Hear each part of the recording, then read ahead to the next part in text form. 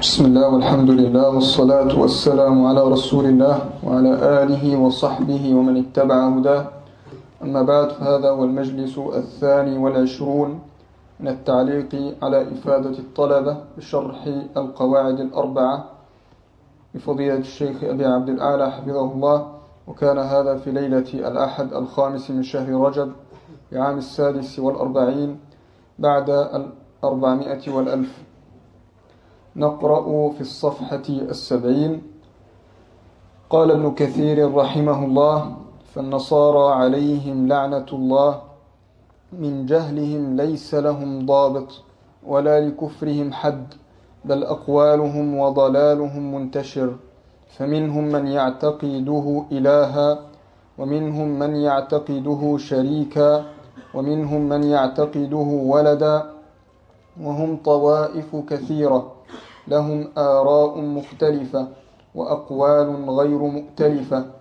ولقد أحسن بعض المتكلمين حيث قال: لو اجتمع 10 من النصارى لافترقوا على 11 قولا.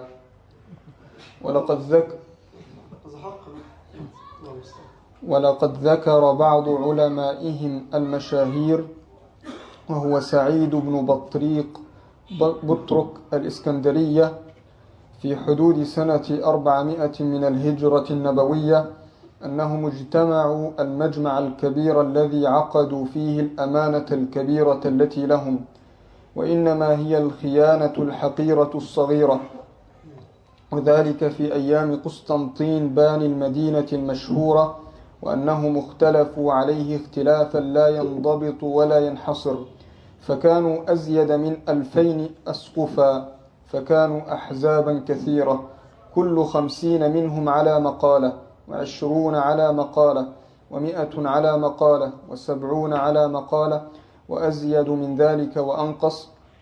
فلما رأى عصابة منهم قد زادوا على 300 ب18 نفرا وقد توافقوا على مقالة، فأخذها الملك ونصرها وأيدها، وكان فيلسوفا ذا هيئة، ومحق ما عداها من الأقوال، وانتظم دست أولئك 318، وبنيت لهم الكنائس، ووضعوا لهم كتبا وقوانين، وأحدثوا الأمانة التي يلقنونها الولدان من الصغار ليعتقدوها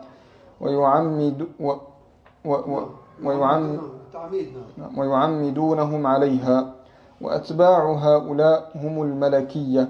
ثم إنهم اجتمعوا مجمعا ثانيا فحدث فيهم اليعقوبية، ثم مجمعا ثالثا فحدث فيهم النسطورية.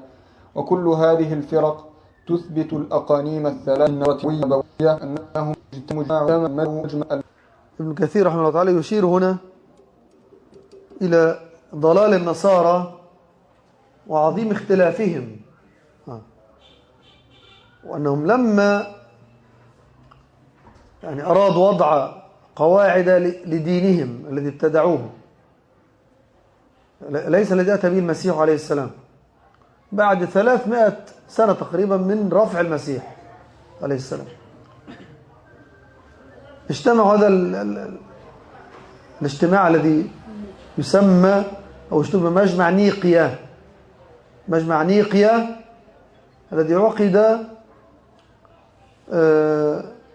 في العام 20 بعد 300 من ميلاد المسيح عليه السلام، تقريبا 320، تحت رعاية قسطنطين الذي كان فيلسوفا.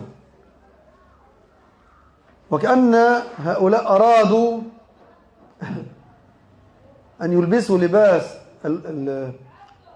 الوثنية التي كان عليها الرومان واليونان قديما، وما كانوا عليه من أساطير، في لباس دين المسيح عليه السلام. فابتدعوا هذه البدع التي من أخسها مسألة ألوهية أو بنوة المسيح عليه السلام. وقد اختلفوا اختلافا عظيما لكن القول الذي اشتهر وانتصر له هو أن المسيح عليه السلام هو إله إنسان، اجتمع الناسوت مع اللاهوت، هو إنسان وإله في الوقت نفسه. كيف يجتمعان؟ وكل هذه الفرق تثبت الأقانيم الثلاثة في المسيح، ويختلفون في كيفية ذلك وفي اللاهوت والناسوت على زعمهم، هل اتحدا أو ما اتحدا، بل امتزجا أو حل فيه، على 3 مقالات، وكل منهم يكفر الفرقة الأخرى، ونحن نكفر ال3. ولهذا قال تعالى: انتهوا خيرا لكم، أي يكن خيرا لكم. إنما الله إله واحد سبحانه أن يكون له ولد، أي تعالى وتقدس عن ذلك علوا كبيرا، له ما في السماوات وما في الأرض، وكفى بالله وكيلا. انتهى كلامه. عليه كان من عليه أساطير في المساجد حديث السلام. الله عز وجل قد أبطل عقائد النصارى إبطالا واضحا لا مرية فيه. يعني من أوضح الآيات في بيان فساد عقيدة أمة من الأمم الآيات التي جاءت في إبطال عقيدة النصارى. لذلك لا يستطيعون جوابا عن آيات القرآن إذا جوبه بها، إذا تمت مجابهتهم بهذه الآيات الواضحة يحرون جوابا، إنما يتلاعبون فقط في الآيات التي قد تشتبه على البعض. لكن إذا قيل لهم، قال الله عز وجل: إذ قال الله عيسى ابن مريم أنت قلت للناس اتخذوني وأمي إلهين من دون الله، قال سبحانك ما يكون أن أقول ما ليس لي بعلم، إن كنت قلته فقد علمته، تعلم ما في نفسي ولا أعلم ما في نفسك إنك أنت علام الغيوب. ما قلت لهم إلا ما أمرتني به. كلام واضح بين أن يعبدوا الله ربي وربكم. طيب أين بقى بنوة المسيح؟ أين ألوهية المسيح؟ أين المسيح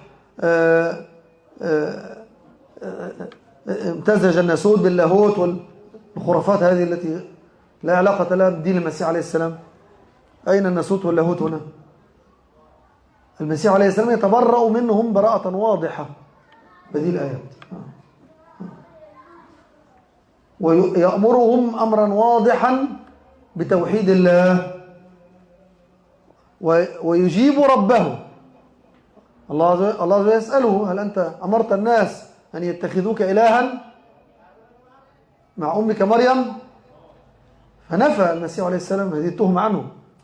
ما قلت لهم إلا ما أمرتني به أن يعبدوا الله ربي وربكم. هذا هو دين المسيح عليه السلام، إفراد الله بالعبادة، التوحيد. يعني واضح بين حارون جوابا. في هذه الآية بيان للناس بأن الأنبياء والصالحين لا يدعون الناس إلى عبادة أنفسهم، ولا إلى الغلو فيهم، ولا إلى طلب قضاء الحاجات منهم، وحاشاهم، لأنهم من أزكى الناس توحيدا ومن أشد الناس احتراما لجلال الله عز وجل. ولكن الناس هم الذين يدعوهم إبليس إلى الغلو في الصالحين من ملائكة وأنبياء ورسل وصالحين من عباد الله. فبين الله تبارك وتعالى أن عيسى عليه السلام ما كان يرضى أن يتخذ إلها من دون الله. وأهل الكتاب على قسمين: الأول قسم فرطوا في أنبيائهم وأضاعوهم كما صنعت اليهود مع عيسى وأمه عليهما السلام، بل قتلوا كثيرا من الأنبياء.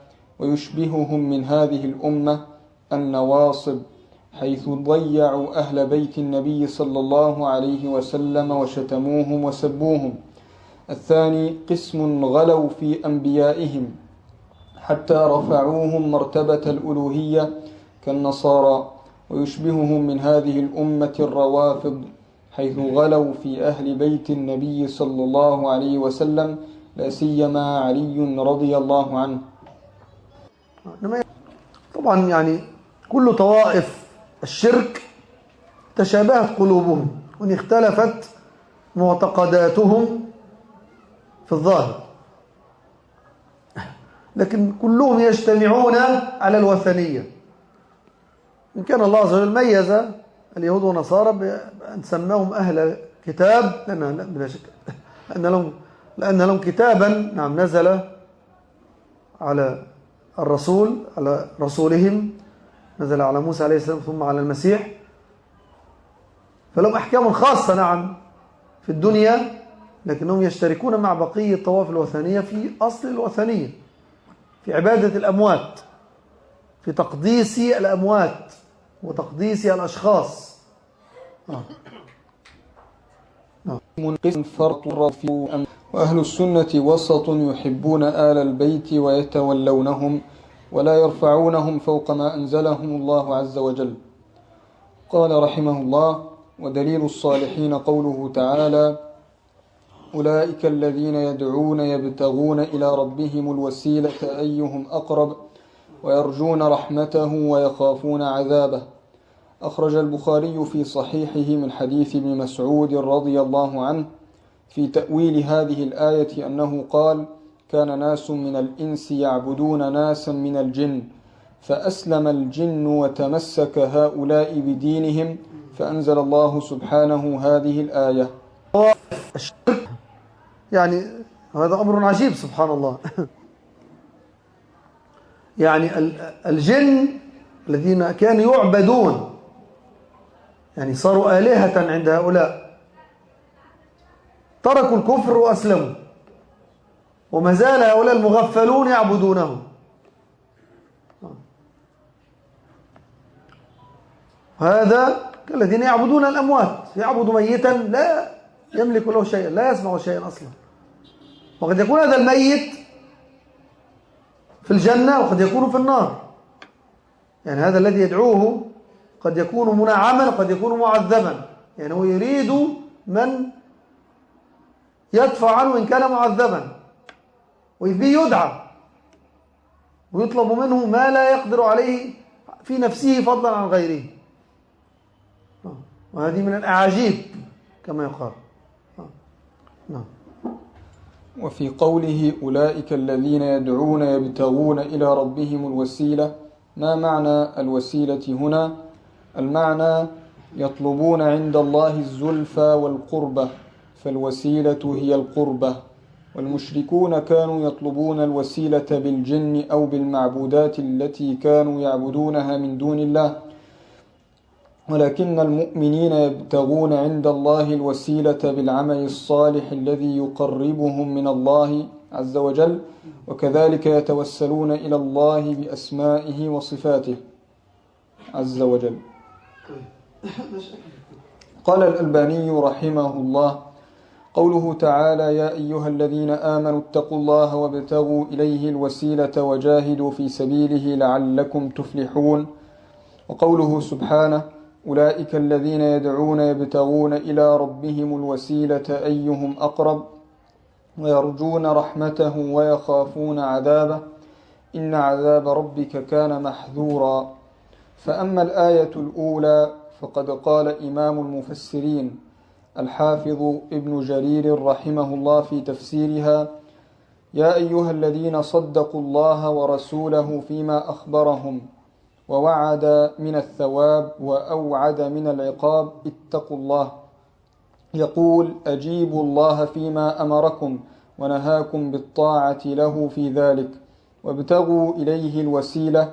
يقول: اطلبوا القربة إليه بالعمل بما يرضيه.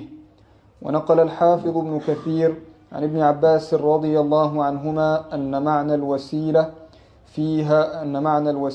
فيها القربة. ونقل مثل ذلك عن مجاهد وأبي وائل والحسن وعبد الله بن كثير والسدي وابن زيد وغير واحد. ونقل عن قتادة قوله فيها: أي تقربوا إليه بطاعته والعمل بما يرضيه. ثم قال ابن كثير: وهذا الذي قاله هؤلاء الأئمة لا خلاف بين المفسرين فيه، والوسيلة هي التي يتوصل بها إلى تحصيل المقصود. هذه الآية الأولى التي فيها ذكر الوسيلة، وهذا هو المعنى الذي اجتمع عليه عامة المفسرين، أن الوسيلة هنا في الآية المقصود بها القربة، أي التقرب إلى الله بالعمل الصالح. هذه وسيلة العبد إلى الجنة. ولذلك جاء مشروعية التوسل في الدعاء بعملك الصالح، لأنه بالفعل وسيلة، يعني وسيلة في نفسه إلى رضا الله، ووسيلة في الدعاء لاستجابة الدعاء.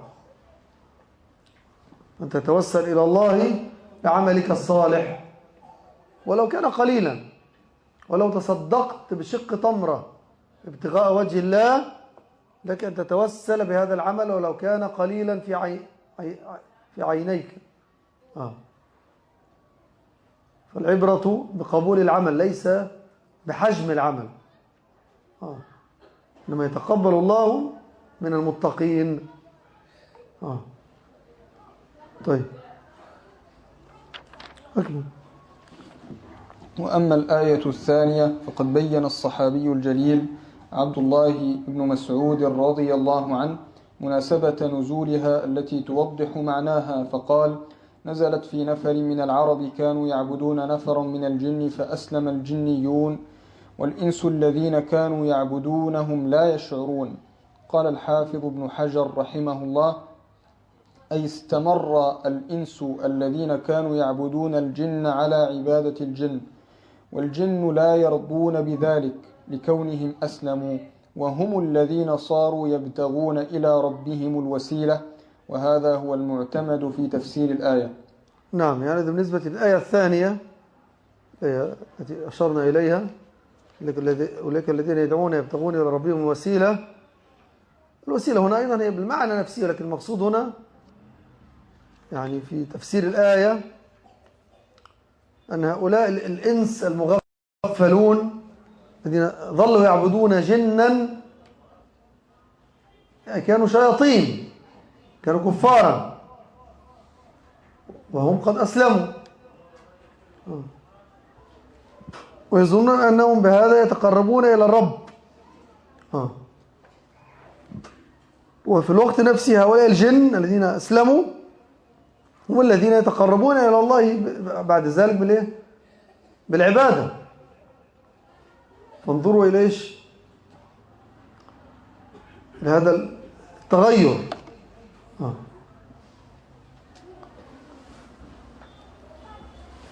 ويعني بعد ذلك قال الألباني رحمه الله تعالى، وهو هذا الكلام نقلناه يعني بطوله من كلام الألباني، وما يعني ذكره بعد ذلك هو تأكيد لما سبق حتى لا يعني نطيل.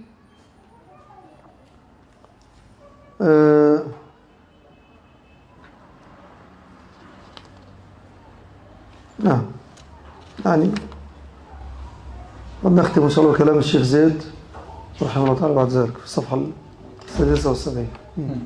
قال الشيخ زيد المدخلي رحمه الله في تعليقه على القواعد الأربع: بين الله عز وجل في هذه الآية أن الصالحين المدعوين على اختلاف منازلهم الذين يدعونهم من دون الله هم بأنفسهم يرجون من الله تبارك وتعالى القربة، ويرجون منه المغفرة، ويرجون منه قبول صالح العمل. أما هم فلا يملكون لأحد قربة ولا زلفى إلى الله ولا شفاعة، أي في الدنيا في جلب مصلحة أو دفع ضر، وهم بأنفسهم يتسابقون ويتنافسون إلى صالح الأعمال ليحققوا ما ذكره الله من رجاء رحمته وخشية عقوبته. وهذا هو دأب الصالحين، يعبدون الله ليرضى عنهم وليؤدوا ما أمرهم الله بأدائه وليحققوا مراد الله منهم. فالمعنى أن الذين يتقرب بهم المشركون إلى الله من الجن أو الصالحين هم أيضا أي الصالحون من الجن والإنس يتقربون إلى الله عز وجل ويدعونه ويتوسلون إليه بالأعمال الصالحة ويرجون منه المغفرة. يعني كيف يتوسلون من مخلوق هو نفسه يدعو الله؟ الذين يتوسلون بالحسين رضي الله عنه، الحسين رضي الله عنه نفسه يدعو الله وحده ويتقرب إلى الله بالعمل الصالح ويتوسل إلى الله بالعمل الصالح، ثم به يدعى. فهذا كما قال يسمى بالدور، حتى عند الفلاسفة دور باطل، هذا يعبد هذا وهذا الذي يعبده هو في الأصل يعبد رب العالمين. فلماذا هذا الدور؟ أن تتوجه أنت مباشرة إلى عبادة رب العالمين، ما تحتاج إلى هذه الواسطة الباطلة وهذه الوسيلة الغير مشروعة. هذا هو المعنى، هذا هو المقصود. نعم. ولذلك قطع ربنا الوسائط من المخلوقين في الدعاء، وإذا سألك عبادي عني فإني قريب، انتهى الأمر. لا تحتاج إلى واسطة في الدعاء، بينك وبين الرب مباشرة، وهذا من واسع رحمة الله سبحانه. وصلى الله على محمد وآله وأصحابه وسلم.